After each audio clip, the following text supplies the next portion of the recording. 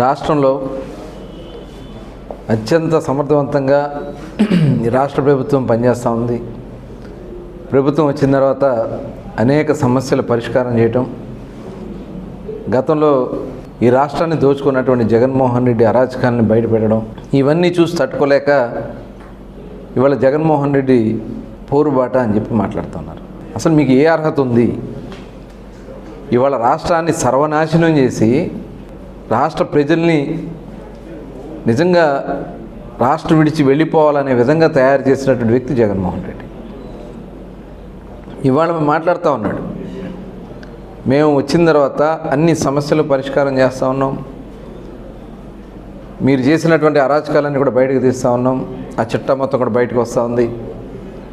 ప్రజల్ని డైవర్ట్ చేయడం కోసం నిజంగా నీకు దమ్ము ధైర్యం ఉన్నట్టయితే మొన్న అసెంబ్లీ సమావేశాలకు వచ్చి నువ్వు మాట్లాడాలా?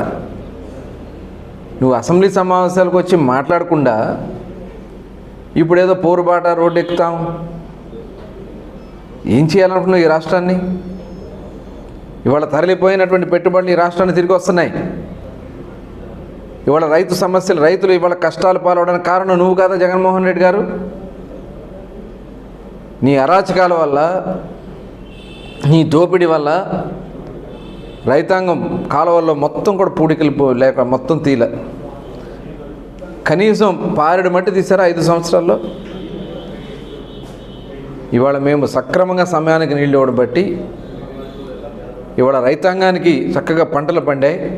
రైతుకు కూడా ఎక్కడా నష్టం రాకుండా మాయిశ్చర్ శాతాన్ని కూడా 5 పాయింట్స్ కూడా అదనంగా కదిపి తీసుకుంటా ఉంటే ఇవాళ పంట పండినటువంటి పంటకి రైతు తోలిన వెంటనే 48 గంటల్లో వాళ్ళ అకౌంట్లో డబ్బులు పడుతున్నాయి.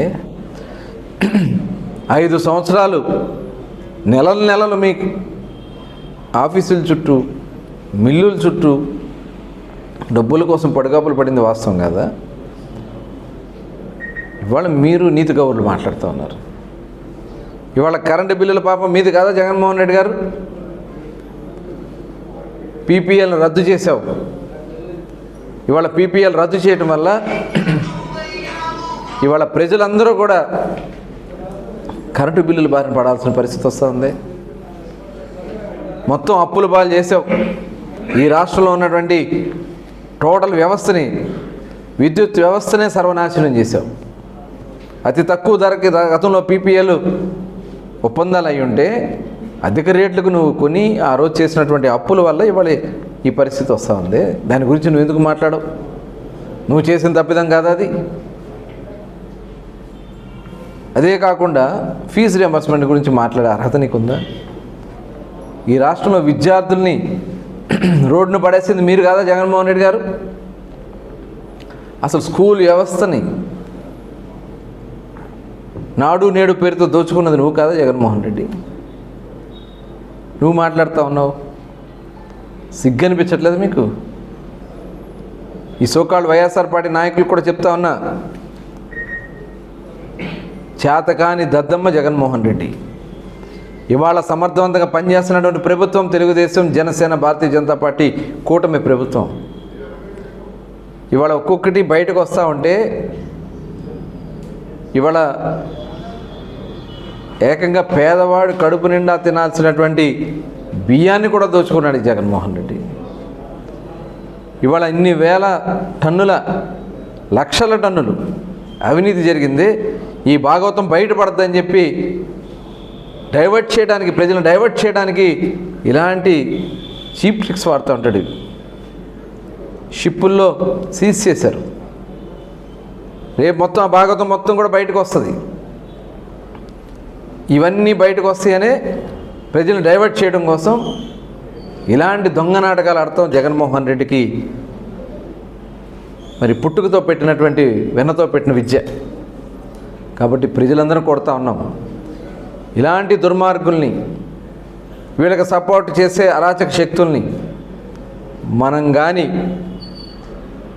ఆల్రెడీ మీరు చక్కటి తీర్పుతో వెళ్ళగొట్టారు.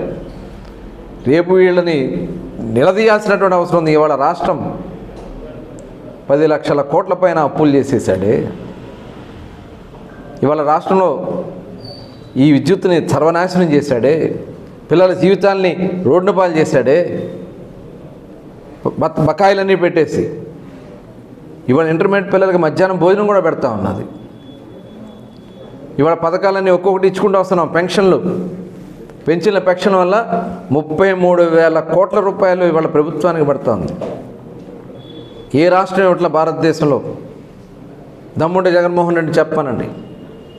ఇంత పెద్ద ఎత్తున 65 లక్షల మందికి పెన్షన్లు ఇస్తున్నటువంటి ప్రభుత్వం. అన్నా క్యాంటీన్లు పెట్టించాం. ఇవాళ రెవెన్యూ సదస్సులు మీరు చేసినటువంటి తప్పిదాలు బయటపడతాయనే ఈ రెవెన్యూ సదస్సుల్లో మొత్తం మీ దోపిడీ బయటపడద్దనే ఇలాంటి దొంగ నాటకాలు ఆడుతూ ఉన్నాడు. ప్రజలారా, దయచేసి మిమ్మల్ని అందరినీ కోరుతా ఉన్నా, ఇలాంటి దుర్మార్గుడిని ఇట్టి పరిస్థితుల్లో కూడా మనం మళ్ళీ రోడ్ల మీద రానిస్తే మన రాష్ట్రం ఎవ్వరూ కాపాడలేరు. చక్కటి తీర్పిచ్చుకున్నాం, చక్కగా పరిపాలన చేస్తూ ఉన్నాం, చక్కగా రాష్ట్రాన్ని అభివృద్ధి చేసుకుందాం. మీరందరూ కూడా సహకరించాలని, ఇలాంటి చీప్ ట్రిక్స్ వాడితే జగన్మోహన్ రెడ్డికి ఆ కింద నాయకులకు కూడా అడ్రస్ లేకుండా పోద్దని కూడా తెలియజేస్తాం.